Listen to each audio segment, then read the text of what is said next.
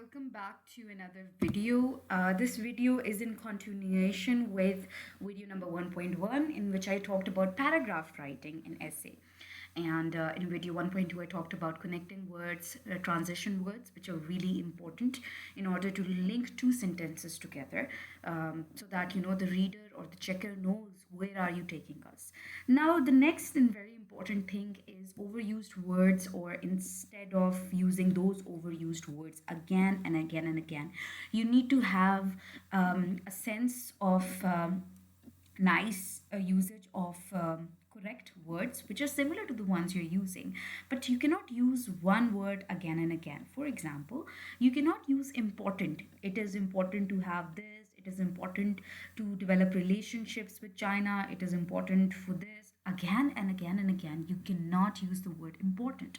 So what should you use apart from important in order to basically convey your idea in a very concise, precise, and professional manner? So the number one pick that I'll give you in order to use a word like in replacement of important is major. So major is something that it's of major significance to us. CPAC is of major significance. So rather than writing important, you can write major, and it hits the nail right at the point. Another word that you can use in replacement of important is significant, because you need to again and again mention importance of some particular thing. So in your writing, you cannot use a same word again and again and again. So I hope we are getting somewhere along. The third word that you can use is vital. It's a very important replacement. You can also use worthy, but you cannot use worthy when you're describing relationships. The usage varies in process of wherever you're using it. It depends on what you're trying to say. And then the last one that I picked up and I think is really important is momentous. So these are the five picks which you can use in terms of the word important when you're writing. Next, we can pick up the word that you can pick up is saw. Saw is a word that is used in multiple places, and I think the number one word that can be replaced with saw or is similar is glimpsed. The second word can be glanced at. The third word, it can be noticed.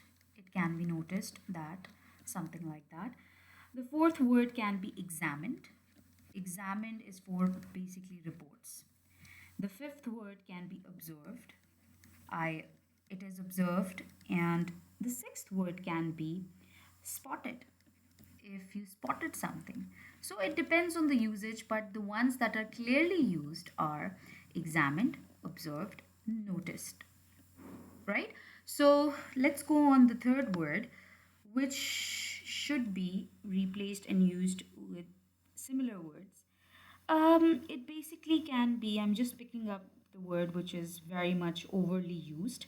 Yes, it is very. So when we talk about very, you can replace it with extremely, a very good replacement of very.